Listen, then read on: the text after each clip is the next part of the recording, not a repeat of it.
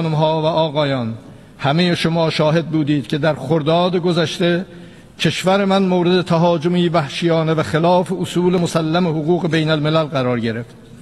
حملات هوایی رژیم صهیونیستی و ایالات متحده آمریکا به شهرها، خانه‌ها و زیرساخت‌های ایران، آن هم درست در زمانی که در مسیر مذاکرات دیپلماتیک گام برمی داشتیم، خیانتی بزرگ به دیپلماسی و تضعیف کننده تلاش برای استقرار ثبات و صلح بود.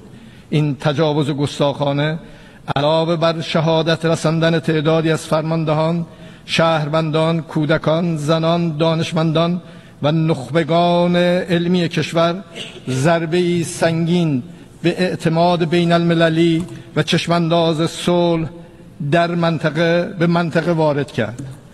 آنچه که از این قتل و جنایت شما میتونید کشتار بچه‌ها، کودکان، زنان و در حقیقت یک کتابی است از کشتاری که اسرائیل در کشور ما از همه انسان‌های زن و مرد و کودک و جوان در کشور ما ایجاد کرد. یعنی اینها به اسم آرامش و صلح در کشور و در منطقه ایجاد شد. خانم‌ها و آقایان، و با همین روند 35,000 انسان‌های بیگناه را در غزه به خاک و خون کشید.